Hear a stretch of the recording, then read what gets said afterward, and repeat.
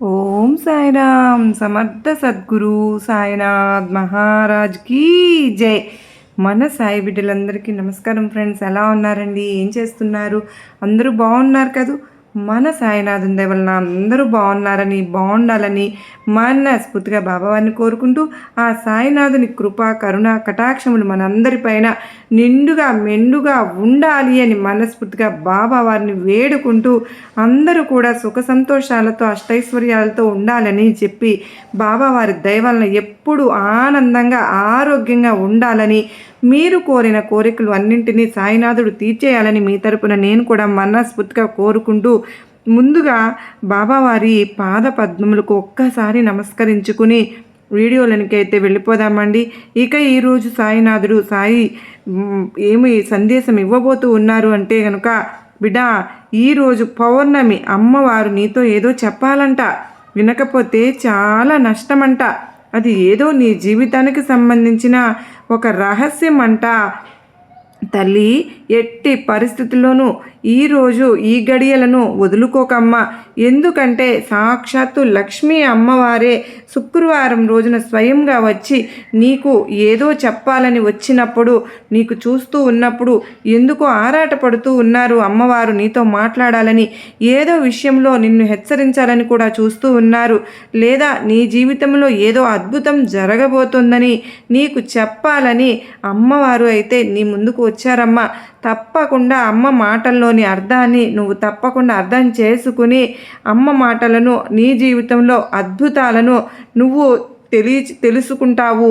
ఈరోజు అయితే కనుక అమ్మవారు, లక్ష్మీ అమ్మవారు నీ జీవితానికి సంబంధించినటువంటి ఒక అతి ముఖ్యమైన రహస్యాన్ని నీతో చెప్పాలనే చూస్తూ ఉన్నారు బిడ్డ.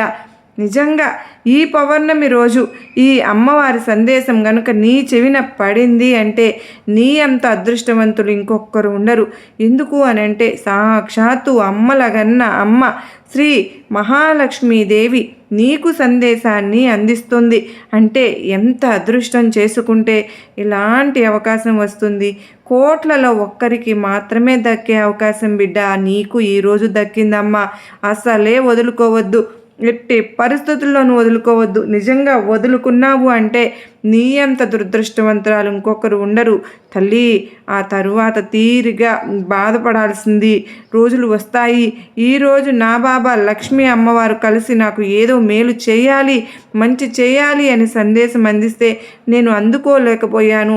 ఈరోజు నిర్లక్ష్యంతో తోచిపుచ్చాను, అందుకే నాకు బాధలు అనుభవిస్తున్నాను అనే బాధపడే రోజు ఒకటి తెచ్చుకోవద్దు అంటూ సాయినాథుడు మనకు తెలియనటువంటి ఒక నిగూఢ అర్థం దాగి ఉన్న సందేశంతో మన కోసం వచ్చారు ఫ్రెండ్స్. హెచ్చరిస్తున్నారు. అది కూడా పౌర్ణమి రోజు జరగబోతుంది. లక్ష్మీ అమ్మవారు నిన్ను హెచ్చరించాలని వస్తున్నారు అంటూ సాయినాథుడు పదే పదే అంటున్నారు. ఎందుకు సాయినాథుడు పదే పదే అలా అంటున్నారు అంటే ఖచ్చితంగా అందులో తెలుసుకోవాల్సిన అర్థం పరమార్థం ఏదో దాగి ఉంది. లేకపోతే సాయినాథుడు ఇంతలా చెబుతారా?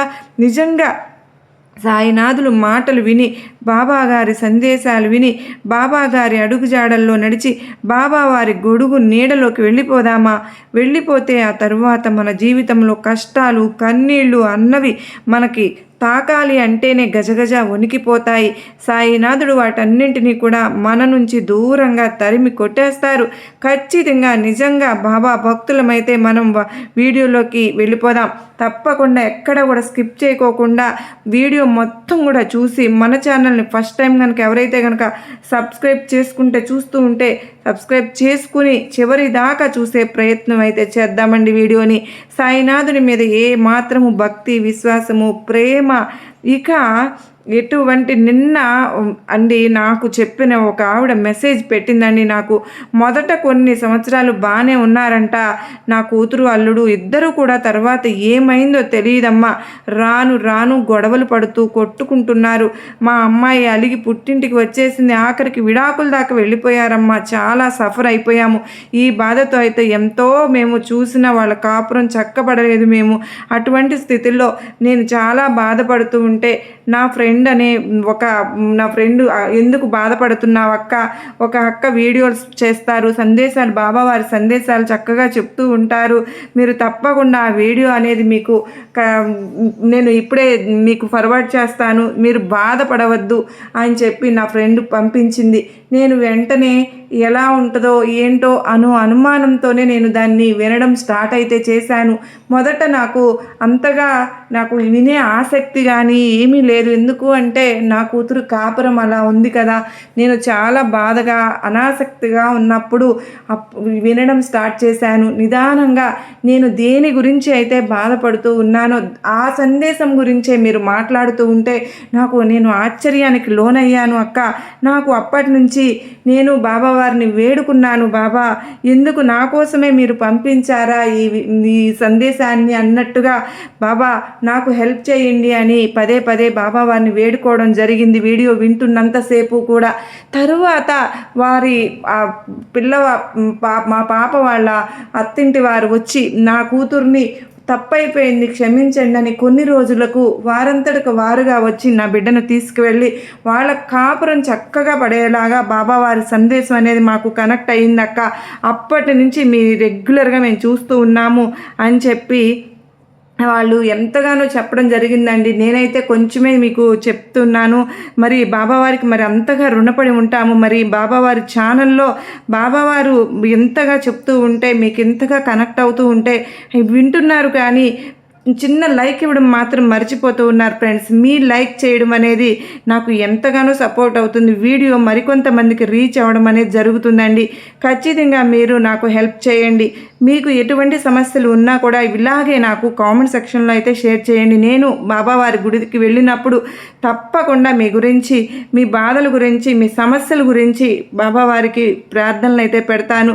మీ ఇంటి మీద కానీ ఎటువంటి ఇబ్బందులు ఉన్నా కూడా, సంతానం ఎటువంటి సమస్యలైనా సరే, పర్సనల్ సమస్యలు ఏవైనా సరే అవనివ్వండి, బాబావారు ఖచ్చితంగా ఆ ప్రాబ్లంకి కూడా మీకు సమాధానం అనేది చక్కగా సొల్యూషన్ అనేది ఇస్తూ ఉంటారు. ఖచ్చితంగా మీరైతే ప్రతిరోజు ప్రతి ఒక్కరికి కూడా ఇలాంటి ఇబ్బందుల్లో ఉన్న వాళ్ళకి ఫార్వర్డ్ చేయడం మాత్రం మర్చిపోవద్దు. ఇంకా ఆ తర్వాత మీ హ్యాపీనెస్ని మీరు నాతో షేర్ చేసుకుంటారు కదా. బిడ్డ, ఈ పౌర్ణమి రోజు అమ్మవారు ఏం చెప్పాలని చూస్తున్నారో తప్పకుండా తెలుసుకుని తీరు. ఎందుకు అంటే ఇది నీ జీవితానికి సంబంధించినటువంటి ఒక రహస్యం అమ్మా. ఎందుకంటే ఎప్పుడు అడుగుతూ ఉంటావు కదా, నేను ఏ జన్మలో ఏ పాపం చేశానో, ఏ కర్మ ఏది అనుకున్నా కూడా ఏం చేశానో కానీ జరగడం లేదు. అసలు ఏది ముట్టుకున్నా కూడా ముందుకు వెళ్ళడం లేదు. అన్ని ఆటంకాలే, అన్ని అడ్డంకులే. ఇంకా ఎన్నాళ్ళు నేను ఈ బాధలు అనుభవించాలి? ఇదంతా నేను చేసిన కర్మ అనుకుంటూ పూర్వజన్మలో ఏదో పాపం చేశాను, మహాపాపం చేశాను, అందుకే ఇలా ఆ కర్మ నన్ను వెంటాడుతోంది, అందుకే ఇన్ని బాధలు పడుతూ ఉన్నాను. కానీ బాబా ఏదో ఒక అద్భుతాన్ని చేసి నా జీవితాన్ని మార్చు తండ్రి. ఎందుకు నాయనా ఇలా అయిపోయింది నా జీవితం? అందరిలాగానే నేను ఎందుకు ఉండలేకపోతున్నాను? కనీసం నేను ఏం తప్పు చేశానో, ఏ పొరపాటు చేశానో తెలిస్తే దాన్ని సరిదిద్దుకుని ముందు జన్మలో అయినా సరే హాయిగా సంతోషంగా ఉండగలుగుతానేమో, ఆనందంగా ఉండగలుగుతానేమో అంటూ ఎప్పుడు అంటుంటావు కదా బిడ్డ. ఇంకొంతమంది బిడ్డలు కూడా ఇలా అడుగుతూ ఉంటారు, ఇలా అంటూ కూడా ఉంటారు, కృతజ్ఞతలు చెప్పుకుంటూ అంటారు, నేను ఏ జన్మలో ఏం పుణ్యం చేశానో నా జీవితం ఇలా ఉంది, ఈ జీవితంలో నేను అనుభవించిన సుఖాలే లేవు, నేను అనుభవించని ఆనందాలే లేవు, నేను ఏది పట్టుకున్నా బంగారమే, ఏది ముట్టుకున్నా బంగారమే అయిపోతుంది. భగవంతుడు నా విధిరాత చాలా బాగా రాశాడు, లేకపోతే పూర్వజన్మలో నేను ఏం బంగారు పువ్వులతో పూజ చేశాను, ఈ జన్మలో ఈ అదృష్టం నాకు దక్కింది అంటూ చాలామంది బిడ్డలు వారి విధిరాతను, వారి పూర్వజన్మల గురించి, వాళ్ళ పూర్వ కర్మ ఫలాలను గురించి బాధపడుతూ లేదా సంతోషపడుతూనే ఉంటూ ఉంటారు కదా. బిడ్డ, నువ్వు కూడా నీ జీవితంలో ఇలానే బాధపడుతున్నావమ్మా. ఎందుకు నా జీవితం ఇలా అయిపోయింది? ఉక్కిరి బిక్కిరి చేసే సమస్యలు, ఎటు చూసినా కూడా, ఏం చేసినా కూడా సమస్యలే. ఒక పక్క అనారోగ్య సమస్యలు, ఇంకొక పక్క డబ్బు సమస్యలు, ఇంకొక పక్క నా బంధాలు, బంధుత్వాలే అసలు బాగాలేవు.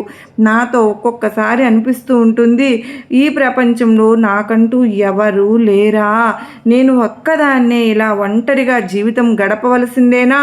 అటు బంధాలు, బంధుత్వాలు లేక, ఇటు డబ్బు, ఆస్తిపాస్తులు లేక, అటు పేరు ప్రతిష్టలు లేక, ఎందుకు నేను ఈ జీవితంలో ఎలా బ్రతకాలి? అసలు నా కర్మ ఇలా ఉంది ఏంటి అని అనుకుంటున్నావు కదూ బిడ్డ. ఇదంతా కూడా నీకు తెలియాలి అంటే, నీ విధిరాత నీ కర్మ గురించి తెలియాలి అంటే ఈరోజు లక్ష్మీ అమ్మవారు నీతో ఒక కథ చెప్పమని నాకు చెప్పారు. బిడ్డ, నీ బిడ్డ బాధల్లో ఉంది, తనకు ఓదార్పు కావాలి, నిట్టూర్పు కావాలి అని ఈ కథ నీకు చెప్పమని నాకు స్వయంగా అమ్మవారు, ఆ తల్లి కనకదుర్గం లక్ష్మీ అమ్మవారే ఈరోజు నీకు అందిస్తున్నాను. ఎందుకంటే సాక్షాత్తు ఆ అమ్మ లక్ష్మీ అమ్మ భక్తుడికి జరిగిన ఒక చిన్న విషయం ఇది. ఆ భక్తుడి జీవితాన్ని ఆమె ఎలా మార్చేసిందో, ఆకలి బాధల నుంచి ఎలా తప్పించిందో నీకు ఈరోజు పౌర్ణమి రోజున నీకు ఈ కథ వినడం వల్ల నీలో ఉన్న అన్ని ఆటంకాలు తొలగిపోయి నీకు మాత్రం ఎంతో జీవితాన్ని ఎలా ఆమె మార్చేస్తుందో నీకే తెలుస్తుంది. బిడ్డ, నీకు బాధల్లో నుంచి బయటపడాలి అంటూ ఆ అమ్మ నాకు చెప్పి పంపించింది కాబట్టే నేను మరీ నీకు చెప్పాలని అనుకుంటున్నానమ్మా. నిజంగా నీ జీవితాన్ని నువ్వు మార్చుకోవాలి, నీ కష్టాల నుంచి నువ్వు బయటపడాలి అంటే ఇందులో నీకు నీ సమస్యకు పరిష్కారం అన్నది దొరుకుతుంది. నువ్వు ఏదైతే కష్టాలను అనుభవిస్తూ ఉన్నావో వాటి నుంచి బయటపడడానికి దారి అనేది తెలుస్తుంది. ఈ కష్టాలు నువ్వు ఎందుకు అనుభవిస్తున్నావో కూడా నీకు అర్థమవుతుంది అంటూ ఆ బాబావారైతే ఇలా కథ చెప్పడం మొదలుపెట్టారు. ఫ్రెండ్స్, పూర్వం అవంతి రాజ్యాన్ని విక్రమార్కుడు అనే రాజు పరిపాలిస్తూ ఉండేవాడు. అతని రాజ్యకాంక్ష ఎక్కువగా చాలా రాజ్యాల మీద దండయాత్ర చేసి తన స్వాధీనంలోనికి తెచ్చుకునేవాడు. నిరంతరం యుద్ధాలు చేస్తూనే ఉండేవాడు. మహారాజు ఒకరోజు చాలా నిరుత్సాహంగా కనిపిస్తాడు. అప్పుడు మంత్రి ఉండి ఇలా అంటాడు, మహారాజా, ఈరోజు మీరు కొలువుకు రాలేదు, పైగా ఏదో ఆలోచిస్తూ ఉన్నారు, కొంత నిరుత్సాహంగా కూడా ఉన్నట్లు అనిపిస్తుంది అని అంటారు.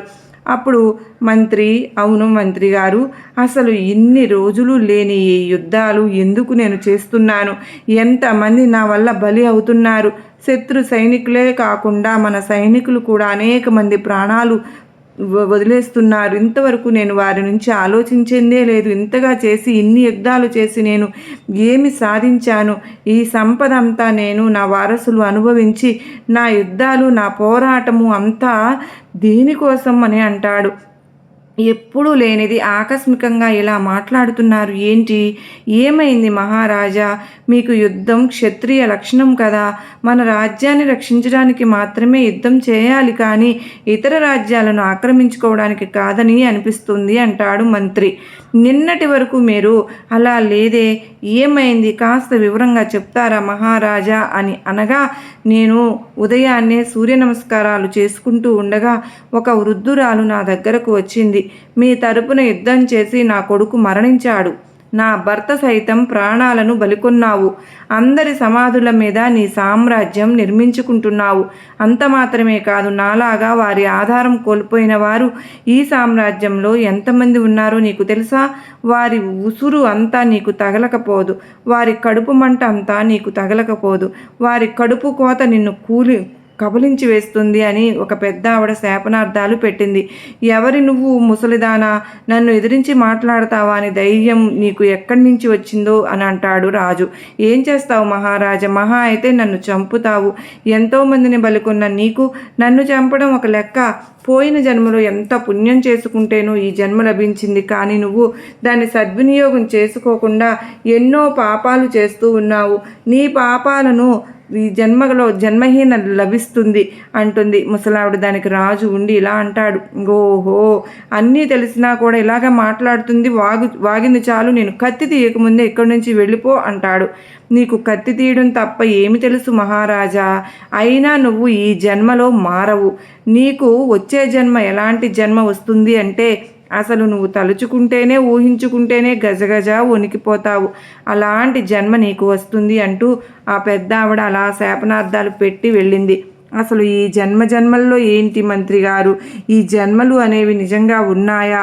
పోయిన జన్మలో నేను అంత పుణ్యం చేసుకున్నానా? ఈ జన్మలో నేను అంత పాపం చేస్తున్నానా? అసలు పోయిన జన్మ ఉండడం నిజమైతే ఆ వృద్ధురాలు చెప్పినట్టు వచ్చే జన్మలో నాకు అంత హీనమైన జన్మ లభిస్తుందా? నాకు అంత అయోమయంగా ఉంది. దీని గురించి మీకేమైనా తెలుసా మంత్రి గారు అని అంటాడు. పెద్దలు చెప్పింది విని తెలుసుకోవడం తప్ప నాకు మాత్రం ఏం తెలుసు మహారాజా. మన కర్మలను బట్టి మనకు జన్మ నిర్ణయించి ఉంటుందని పెద్దలు ఎప్పుడూ చెబుతూ ఉంటారు అంటాడు మంత్రి. అదే నిజమైతే నేను పోయిన జన్మలో ఎవరు, నేను చేసిన పుణ్యం ఏంటి, ఆ వివరాలు నాకు ఎవరు తెలియజేస్తారు అంటాడు మహారాజు. పోయిన జన్మ విషయాలు మనకు మాత్రం గుర్తుండవు కదా మహారాజా. మన దగ్గర ఉన్న జ్యోతిష్కులు కూడా రాబోయే భవిష్యత్తు గురించి చెప్పేవారే కానీ పోయిన గత జన్మ గురించి వారికి కూడా తెలియజేసే అంత తెలివైతే లేదని నేను అనుకుంటున్నాను. అంతవరకు అలాంటి వారిని ఇంతవరకు కూడా నేను చూడలేదు.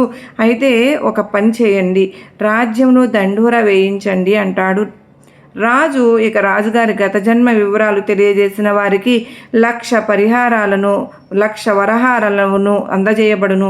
అంత మాత్రమే కాదు, మరొక ముఖ్యమైన విషయం ఏంటంటే ఆ వివరాలు గనక మీరు తప్పుగా చెప్తున్నారు అని రాజుగారు భావిస్తే వెంటనే ఉరి తీయడం కూడా జరుగుతుందని దండోరా వేయిస్తారు. అలా రాజుగారు గత జన్మ వివరాల గురించి దండోరా వేయించడం జరుగుతుంది.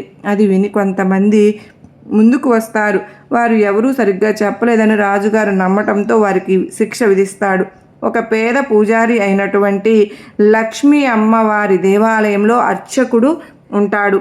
ఆయన భార్య ఇలా అంటుంది, ఏమండి, ఇంట్లో కాస్త ధాన్యం ఉంటే గంజి కాశాను, ఇది తాగి వెళ్ళండి అంటుంది. అప్పుడు ఆయన అంటాడు భార్యతో, వద్దులే, నిన్న కూడా నువ్వు ఏమీ తినలేదు కదా, 2 రోజుల నుంచి పస్తులే ఉంటున్నావు, అది నువ్వే తాగు.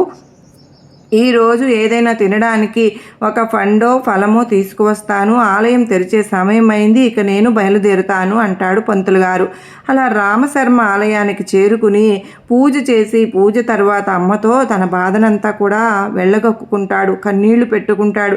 ఇంకా ఎన్నాళ్ళు తల్లి నాకు ఈ జీవితం, ఇంకా ఎంతకాలం అమ్మ నేను ఇలా ఉండిపోవాలి తల్లి, ఈ ప్రాంతంలో ప్రజలు ఒక్కరు కూడా ఆలయానికి రావడం లేదు, వచ్చిన భక్తులు కూడా కడు పేదవారు, నాకు దక్షిణగా ఏమీ ఇవ్వడం లేదు, అసలు నాకు దక్షిణగా ఇచ్చే స్తోమత వాళ్లకు లేదు, నాకు ఏమీ దక్కడం లేదు తల్లి, నా భార్య నేను చాలా రోజులుగా పస్తులు ఉంటున్నాము, నేను ఆకలితో ఉన్నందుకు నాకు బాధగా లేదు తల్లి, కానీ నేను ఆకలితో చనిపోతే రేపటి నుండి నీ పూజలు చేసేవారు ఉండరని నాకు చాలా బాధగా ఉందమ్మా. నీ ఆలయానికి వచ్చేవాళ్ళు ఎవరు, నీ ఆలయాన్ని శుభ్రం చేసేవాళ్ళు ఎవరు, నీకు నిత్యము అభిషేకాలు చేసేవాళ్ళు ఎవరు అమ్మా, నిన్ను ఎవరు అలంకరించి ఇచ్చేవాళ్ళు ఎవరు, నీకు నైవేద్యం తెచ్చేవారు ఎవరమ్మా, నేను పోతే అస్సలు బెంగ నాకు అది పట్టుకుంది తల్లి అని చెప్పి బాధపడతాడు. నాయనా బాధపడకు, ఎదురుగా ఉన్న పువ్వులు అక్షింతలు తీసుకుని ఈ దేశపు రాజుగారి దగ్గరకు వెళ్ళు, అతని దగ్గరకు వెళ్ళి తన పూర్వజన్మ వివరాలు తెలియజేస్తావని చెప్పు అని అంటుంది అమ్మవారు. అమ్మా, నాకు రాజుగారి పూర్వజన్మ వివరాలు అసలు తెలియవు కదమ్మా, ఎలా తెలుస్తాయి, పైగా తప్పు కనుక చెప్తే శిక్ష విధిస్తున్నారని తెలిసింది అంటాడు. దానికి అమ్మవారు ఇలా అంటారు, నువ్వు చైతన్యపురి అనే గ్రామానికి వెళ్ళు, అక్కడ ఒక గుడ్డి ఎద్దు ఉంటుంది, దాని దగ్గరకు వెళ్ళి ఈ పువ్వులు అక్షింతలు ఆ గుడ్డి ఎద్దు మీద చల్లి దాన్ని గనక నువ్వు రాజుగారి పూర్వజన్మ గురించి అడిగితే రాజుగారికి సమాధానం దొరుకుతుంది అని అంటుంది అమ్మవారు. ఇంకా వెంటనే అతను అమ్మవారు చెప్తున్న మాటను తను నిజమేనా, ఇలా జరుగుతుందా అని చెప్పి పూర్వజన్మ గురించి చెప్పనట్టే బయలుదేరి అమ్మవారు చెప్పినట్లే రాజ్యాన్ని చేరుకుంటాను అని అనుకుంటాడు రామశర్మ. అలా పువ్వులు అక్షింతలను ఒక మూట కట్టుకుని రామశర్మ ఇంటికి వెళ్తాడు. అప్పటికే భార్య ఇంటిలో పంచభక్ష పరమాన్నాలతో చక్కగా భోజనం సిద్ధం చేసి ఉంచుతుంది. ఇక భార్యతో ఇలా అంటాడు, మనకు మంచి రోజులు రాబోతున్నాయి అని. దానికి అతని భార్య, మంచి రోజులు రావడం ఏంటండి, మనకు ఈరోజే మంచి రోజులు వచ్చేసాయి, మీరు అటు వెళ్ళగానే మీ నాన్నగారికి ఎవరో బాకీ ఉన్నారట, 100 బంగారు నాణ్యాలను మీకు ఇవ్వవలసి ఉందని అది తీసుకుని వచ్చి ఇంటికి కావలసిన సరుకుల్ని కూడా అందించి వెళ్ళారు. ఈరోజు మనం పంచభక్ష పరమాన్నాలతో భోజనం చేయబోతున్నాం, అందుకే భోజనాలన్నీ కూడా సిద్ధం చేశాను అని అంటుంది. అవునా, నాకు తెలియకుండా మా నాన్నగారికి బాకీ ఉన్నది ఎవరు, అంతా ఇది అమ్మ దయే అనుకుంటాను, నాకు తెలిసి నాన్నగారికి ఇవ్వవలసిన వారు ఎవరూ లేరు అంటాడు రామశర్మ. సరే, నేను చెప్పబోయేది విను. రాజుగారి పూర్వజన్మ వివరాలను తెలియజేసిన వారికి 1,00,000 బంగారు నాణాలను బహుమతిగా ఇస్తానని ప్రకటించారు కదా.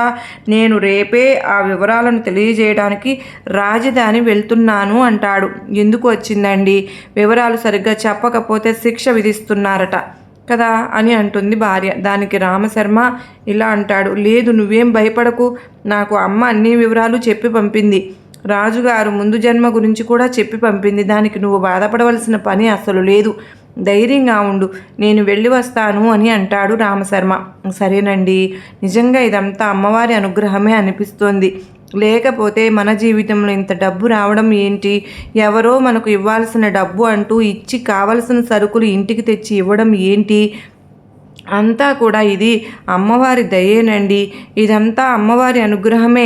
అందుకే మనకు అంతా మంచి రోజులు మొదలయ్యాయి అని అనిపిస్తుంది అని అంటుంది భార్య. సరే, రేపు బయలుదేరి రాజధాని వెళ్తాను అని అంటాడు. అలా తను రాజధానికి బయలుదేరి వెళ్ళి రాజుగారికి తన వివరాలన్నీ వివరిస్తాడు రామశర్మ. అయితే మహారాజు ఇలా అంటాడు, నా పూర్వజన్మ గురించి వివరించడానికి వచ్చావన్నమాట. అయితే నీకు ఒక షరతు గుర్తు ఉంది కదా, నువ్వు చెప్పింది నిజం కాకపోతే నిన్ను ఉరి తీయడం ఖాయం అంటాడు. దాంతో రామశర్మ, నాకు ఎటువంటి భయము లేదు రాజా, ఎందుకంటే నాకు స్వయంగా అమ్మవారే చెప్పారు అంటాడు. సరే చెప్పండి, మీకు తెలిసిన వివరాలు అంటాడు మహారాజు. మహారాజా, ఇక్కడకు తూర్పు దిక్కున ఉన్న చైతన్యపురిలో సాంబయ్య అనే ఒక రైతు దగ్గర ఒక గుడ్డి ఎద్దు ఉంటుంది. దాని దగ్గరకు వెళ్ళి ఈ అక్షంతులు పువ్వులు చల్లి దాన్ని గనుక మీ పూర్వజన్మ గురించి అడిగితే మీకు తప్పకుండా సమాధానం దొరుకుతుంది అని చెప్తాడు రామశర్మ. ఏంటి, ఈ పువ్వులు అక్షింతలు తీసుకువెళ్ళి ఆ గుడ్డి ఎద్దు మీద చల్లాలా? అది నాకు సమాధానం చెప్తుందా? ఎద్దు మాట్లాడుతుందా? నువ్వు చెప్పేది నాకు నమ్మకంగా లేదు. వెంటనే ఇతన్ని తీసుకెళ్ళి ఉరి తీయండి అంటాడు మహారాజు. అప్పుడు రామశర్మ ఉండి ఇలా అంటాడు, మహారాజా, అమ్మలగన్న అమ్మ అనుకున్నది అంటే ఈ సృష్టిలో దేని చేత అయినా మాట్లాడించగలదు, ఎంతటి అదృష్టాన్నైనా చేయగలదు. సాక్షాత్తు అమ్మే చెప్పిందంటే ఆ మాట పొల్లుపోదు. అందుకు మీకు సందేహం వద్దు. మీరు వెళ్ళి ఆ గుడ్డి ఎద్దును అడిగి ఈ పూర్వజన్మ వివరాలను అడిగి కనుక్కుని రండి అంటాడు రామశర్మ. దానికి మంత్రి ఉండి ఇలా అంటాడు, మహారాజా, ఇతడిని ఇక్కడే మన దగ్గరే ఉంచుకుందాం. ఆ తర్వాత దగ్గరకు వెళ్ళి సమాధానం తెలుసుకుని గుడ్డి ఎద్దు వద్ద మనం ఆ ఎద్దు చెప్పలేదు అంటే ఈ వ్యక్తిని శిక్షిద్దాం అని అంటాడు మంత్రి. సరే, ఏ నోట్లో ఏ సమాధానం దాగి ఉందో ఎవరికి తెలుసు, మన ప్రయాణానికి సిద్ధం చేయండి అని చైతన్యపురి అనే గ్రామానికి తన సైన్యంతో చేరుకుంటాడు మహారాజు. అక్కడికి వెళ్ళి ఆ రైతును కలుసుకుని ఇలా అంటాడు, మహారాజా, మీరు నాలాంటి సామాన్య రైతు ఇంటికి వచ్చారు అంటాడు రైతు. అవును సాంబయ్య, నీ దగ్గర ఒక గుడ్డి ఎద్దు ఉందంట కదా, దానికోసం వచ్చాను. అది ఎక్కడ ఉంది అంటాడు మహారాజు. ఆ ఎద్దు కోసం మీరు ఇంత దూరం ప్రయాణం చేసి రావాలా? మహారాజా, మీ కోరిక ఇదే అయితే నేనే ఆ ఎద్దును తీసుకుని మీ రాజధానికి వచ్చేవాడిని కదా అని అంటాడు రైతు. ఇదంతా తర్వాత మాట్లాడుకోవచ్చు, కానీ ముందు ఆ ఎద్దు ఎక్కడుందో చెప్పండి. సాయంత్రం సమయం దాటేలోపు నేను ఆ ఎద్దును కొన్ని ప్రశ్నలు అడగాలి అని అంటాడు మహారాజు. నా గుడ్డి ఎద్దు చావిడిలో ఉంది మహారాజా, రండి తీసుకువెళ్తాను అని అక్కడకు తీసుకుని వెళ్ళి, ఇదిగో ఇదే ఆ గుడ్డి ఎద్దు, ఇది పుట్టుకతోనే గుడ్డిది అని అంటాడు ఆ రైతు. మహారాజు అంటాడు, సరే మీరంతా ఇక్కడ నుండి వెళ్ళిపోండి, నేను ఒంటరిగా ఈ ఎద్దును కొన్ని ప్రశ్నలు అడగాలి అని మహారాజు చెప్పగానే వారందరూ కూడా పక్కకు వెళ్ళిపోతారు. రాజు ఎద్దు దగ్గర నిలబడి తాను తీసుకొచ్చిన అక్షంతలు పువ్వులు కొన్ని తీసి ఆ ఎద్దు మీద చల్లుతాడు. వెంటనే ఆ ఎద్దుకు కళ్ళు వచ్చి, మహారాజా, నేను మీకోసమే ఎదురు చూస్తున్నాను, మీరు ఎప్పుడైతే వస్తారో ఆ రోజే నాకు ఈ జన్మ నుండి విముక్తి కలుగుతుంది అంటుంది ఆ ఎద్దు.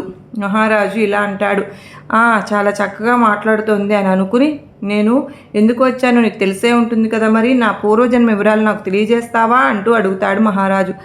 తప్పకుండా తెలియజేస్తాను మహారాజా, మీ గురించిన వివరాలు అన్నీ కూడా నేను ఇప్పుడే వివరిస్తాను అని చెప్పి తెలియజేస్తాను అని అంటుంది. మహారాజు తప్పకుండా అంటూ, మహారాజా, మన అవంతి నగరానికి దక్షిణ దిక్కుగా ఒక పెద్ద మర్రి చెట్టు ఉంది. ఆ మర్రి చెట్టు మీద ఒక పిశాచి నివసిస్తూ ఉంటుంది. అమావాస్య రోజున మీరు ఈ పువ్వులను అక్షింతలను తీసుకుని వెళ్ళి దాని మీద చల్లితే మీకు తప్పకుండా సమాచారం దొరుకుతుంది. నేను మీకు అంతవరకు మాత్రమే చెప్పగలను అంటుంది. ఇక దానికి రాజు, అయ్యో, ఇక నేను వచ్చే అమావాస్య దాకా ఆగాలా అని అనుకుంటాడు. అంతా వింతగా ఉందే, అయితే ఏదైతే ఇది అయిందని అనుకుంటాడు. అయితే రామశర్మ చెప్పిందంతా నిజమే అన్నమాట. మరి 10 రోజుల్లో అమావాస్య రాబోతుంది, అప్పటి వరకు సమాధానం కోసం ఎదురుచూడక తప్పదు అనుకుంటాడు రాజు. అలా అనుకుని రాజు దాన్ని చేరుకుని రామశర్మను పిలిచి సకల మర్యాదలు చేస్తాడు.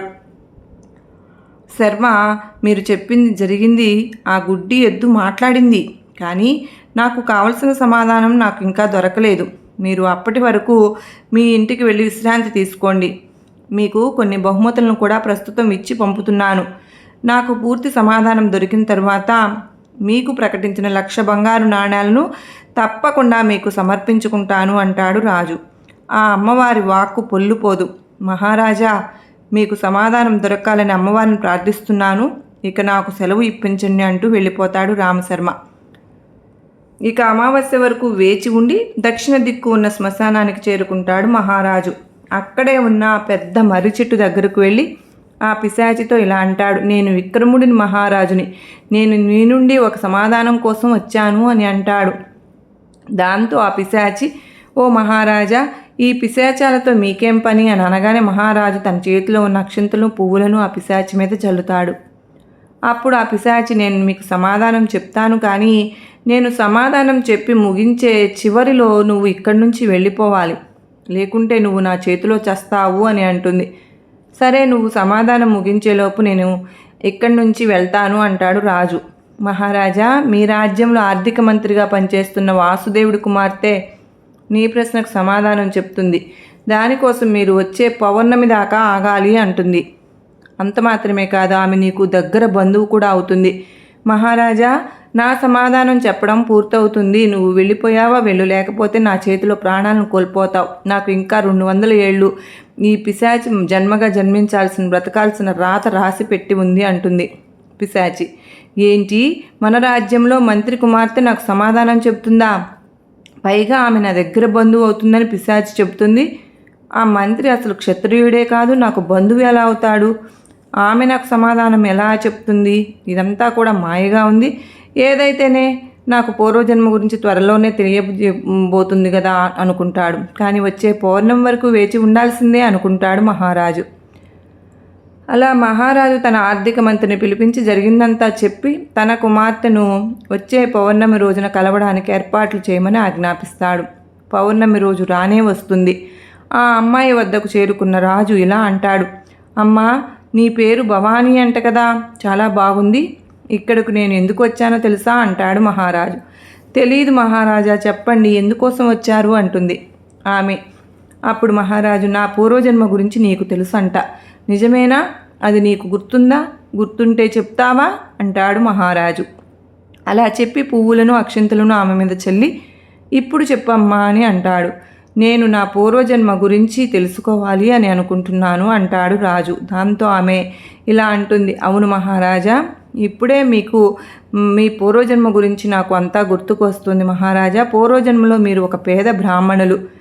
మీకు ఒక భార్య, కొడుకు, కోడలు ఉన్నారు. మీకు ప్రతిరోజు కూడా తినడానికి తిండి కూడా ఉండేది కాదు. ప్రతిరోజు భిక్షాటన చేసి వచ్చిన దాంతో జీవితం గడుపుతూ ఉండేవారు. అలా ఉండగా 2 రోజులుగా మీకు ఎటువంటి భోజనము ఉండదు. మీరు ఎలాగో అలాగ 4 గుప్పెళ్ల ధాన్యాలు భిక్షాటన ద్వారా సంపాదించి ఇంటికి తీసుకొస్తుంటే మీరు తీసుకువచ్చిన ఆ ధాన్యాన్ని చూసి ఎంతో సంతోషపడుతుంది అత్యాశ కలిగిన గయ్యాలి అయినటువంటి మీ భార్య. వాటిని కోడలకు ఇచ్చి, ఇదిగో భాగ్య, పెరట్లో కోసిన కాయగూరలు తెచ్చి కూర, ఈ ధాన్యంతో అన్నం వండు, ఈరోజు మంచి భోజనం చేయవలసిందే అని అంటుంది. 2 రోజుల నుంచి అన్నం లేకపోయేసరికి చాలా ఆకలిగా ఉంటున్నారు, త్వరగా వండి చేసి వడ్డించమ్మా అని చెప్పి, మీ కొడుకు కూడా ఇక మీరు తెచ్చిన ధాన్యాన్ని ఇద్దరికీ కూడా సరిపోదు, కానీ ఏం చేద్దాం, నలుగురం కూడా ధాన్యం పంచుకుని తినాలి అంటుంది మీ భార్య. అలా భోజనం అంతా సిద్ధం చేసుకునే సమయానికి 4 ఆకుల్లో భోజనం వడ్డించుకుని తినడానికి కూర్చుంటారు. అదే సమయంలో అటుగా వెళ్తున్న ఒక బాటసారి వస్తాడు. తన భార్యతోటి, అయ్యా, చాలా ఆకలిగా ఉంది, తినడానికి ఏదైనా పెట్టండి అని పిలుస్తాడు. ఇక అంతటిలో మీరు బయటకు వెళ్ళి ఆ వచ్చిన వ్యక్తితో మీరు ఎవరని అడుగుతారు. ఆ వ్యక్తి అంటాడు, అయ్యా, మేము కాశీకి వెళ్తున్న బాటసారులం, దారి మధ్యలో మా దగ్గర ఉన్న డబ్బుల్ని దొంగలు దోచుకున్నారు. మా దగ్గర ఉన్న బంగారాన్ని అన్నింటినీ కూడా దోచుకున్నారు. తినడానికి తిండి లేక, డబ్బులు కూడా లేక చాలా ఆకలితో అల్లాడిపోతున్నాం. చాలా ఆకలిగా ఉందయ్యా. 4 రోజుల నుంచి అడవి మార్గంలో ప్రయాణం చేసి ఈ ఊరు చేరుకున్నాం. నా భార్య ఆకలితో అలమటిస్తోంది. మీరు మాకు కాస్త భోజనం ఏర్పాటు చేయగలరా అంటూ ఎంతో ఆకలితో అడుగుతాడు ఆ వ్యక్తి. మీరు ఒక క్షణం కూడా ఆలస్యం చేయకుండా మీరు వెంటనే కాళ్ళు కడుక్కుని సిద్ధంగా ఉండండి, మీకు భోజనం ఏర్పాట్లు చేస్తాను అని చెప్పి లోపలికి వెళ్ళి, చూడు, మన ఇంటికి 2 అతిథులు వచ్చారు. వారు 4 రోజులుగా భోజనం లేకుండా ఉన్నారు. మనం తినే దాంట్లోనే వారికి కొంత పెడదామని అంటాడు. చాలా పాపం, ఆకలిగా ఉంది, ఎంతో బాధపడిపోతున్నారు అని అంటారు. మీరు దాంతో మీ భార్య మీ మీద విరుచుకుపడుతుంది. ఏంటి, మనకే భోజనం సరిపోదు అంటే మళ్ళీ ఇంకా అతిథులను 2 తీసుకొస్తారా? ఇది బాగానే ఉంది, భోజనం పెట్టడం కుదరదు, వెళ్ళిపోమ్మని చెప్పండి అని అంటుంది ఆవిడ. ఆకలితో ఉన్నవాళ్ళకు అలా చెప్పి పంపడం భావ్యం కాదు అని మీరు అంటారు. నాకు తెలియదు, ఇక్కడ 4 ఆకుల్లో భోజనం ఉంది, అందులో 2 ఆకులు నాకు నా కొడుకుకి కావాల్సిందే, మిగిలిన 2 ఆకులు కావాలంటే వాటిని మీరు ఇచ్చుకోండి, నేను నా కొడుకు అసలు పస్తులు ఉండడం కుదరదు అంటుంది. ఆవిడ సరే, మీ ఇద్దరి భోజనం మీరే చేయండి అంటూ అమ్మా భవానీ అని పిలుస్తారు కోడల్ని. మామయ్య గారు, మీరు నన్ను అడగవలసిన అవసరం లేదు, నా వంతుగా వచ్చిన భోజనం అతిథులకు ఇవ్వడానికి నేను సిద్ధంగా ఉన్నాను అంటుంది కోడలు. సరే సరే అమ్మా, నువ్వైనా నన్ను అర్థం చేసుకున్నావు, అతిథులకు నేను మరి 2 భోజనం సమర్పిస్తాను అని అంటారు. మీరు మన వంతు భోజనాన్ని అతిథులకు ఇచ్చేశారు. అందుకు ప్రతిఫలంగా ఈ దేశానికే మహారాజుగా మీరు, ఈ దేశ ఆర్థిక మంత్రి కుమార్తెగా నేను జన్మించాం. ఈ కథలో మీ కొడుకు ఎవరో కాదు, ముందు జన్మలో మీ కొడుకు. ఇప్పుడు మీరు ప్రశ్న ఎవరినైతే అడిగారో ఆ గుడ్డు ఎద్దు మీ కొడుకే. శ్మశానంలో కలిసిన పిశాచి ఎవరైతే ఉన్నారో ఆమె మీ భార్య. అయితే నేను చేసిన ఇంత చిన్నదానికి ఇంత ప్రతిఫలం దక్కిందా అని అడుగుతాడు మహారాజు. మహారాజా, దానం చిన్నదా పెద్దదా అని కాదు, ఇక్కడ ఏ సమయంలో ఎవరికి దానం చేశామన్నదే ముఖ్యం. వారికి ఆ రోజు ఆహారం అందకపోతే చనిపోయే అవకాశం ఉండేది, కానీ ఆ సమయంలో మీరు వారికి భోజనం పెట్టారు. అంతేకాకుండా నా చేత కూడా వారికి అన్నం పెట్టించి ఆకలి తీర్చేలా చేశారు అంటుంది మంత్రి కూతురు. అంతేకాకుండా కాశీయాత్ర చేస్తున్న వారికి ఆకలి తీర్చారు. అదే మీకు ఇంత పుణ్యాన్ని తెచ్చిపెట్టింది, మీకు నాకు కూడా అని అంటుంది మంత్రి కూతురు. అయితే నేను చేసిన ఇంత చిన్న దానానికే నేను మహారాజుగా, తల్లిని గుడ్డిగా నమ్మినందుకు, గుడ్డిగా అనుసరించినందుకు నా కొడుకు గుడ్డి ఎద్దుగా, ఆకలితో ఉన్నవారికి అన్నం పెట్టనందుకు నా భార్య పిశాచిగా పుట్టిందన్నమాట. అంటే కర్మఫలాలను బట్టే మన జన్మలు వస్తాయని నాకు ఇప్పుడే నమ్మకం కలిగింది అంటాడు మహారాజు. ఇక అప్పటి నుంచే మహారాజు తనకు ఉన్నదంతా కూడా దాన ధర్మాలకే ఉపయోగించాడు. ఎవరినీ బాధ పెట్టడం లేదు అంటూ బాబావారు కథ చెప్పడం ఆపారు. బిడ్డ, నీకు అమ్మవారు ఈ కథ ద్వారా ఏం తెలియజేయాలనుకుంటున్నారో తెలుసా తల్లి? నువ్వు అనుభవిస్తున్న బాధ అయినా, కష్టమైన, సుఖమైన, సంతోషమైన పూర్వజన్మ కర్మ ఫలితమే. అందుకే ఇప్పుడు ఈ జన్మలో నీకు అర్థమైంది కదా, నువ్వు ఎలాంటి తప్పులు చేస్తే వచ్చే జన్మలో ఏది అనుభవిస్తావు అని. అందుకే ఈ జన్మలో ఎలాంటి పాపాలు, తప్పులు, పొరపాట్లు చేయకుండా మంచి పనులు చేస్తూ ఉండు, మంచిగా ఉండు, ఆకలితో ఉన్నవారికి అన్నం పెట్టు, నీకు తోచిన దాన ధర్మాలు చేస్తూ ఉండు. వచ్చే జన్మలో నీకు మహారాజయోగం పట్టాలంటే నీకు లభిస్తుంది బిడ్డ అంటూ ఈరోజు అయితే చాలా అత్యద్భుతమైన సందేశాన్ని అందించారు కదా ఫ్రెండ్స్. ఈ సందేశం మనందరికీ కూడా చాలా ఉపయోగకరంగా ఉంది కదూ, అందరికీ కూడా చక్కగా నచ్చింది కదూ. నచ్చినట్లయితే మంచిగా మరి కొంతమందికి షేర్ చేయండి. అలాగే మరో చక్కని సాయినాథుని సందేశంతో మరలా కలుసుకుంటాను. ఈరోజు మనందరికీ కూడా లక్ష్మీమాత యొక్క కరుణా కటాక్షములు, అష్టైశ్వర్యాలు మనకు అమ్మవారు ప్రసాదించాలని మనస్ఫూర్తిగా నేను కూడా అమ్మవారిని కోరుకుంటూ అందరికీ నమస్కారం అండి. ఓం సాయిరాం. శ్రీమాత్రే నమః. సర్వే జనా సుఖినో భవంతు. లోకా సమస్త సుఖినో భవంతు.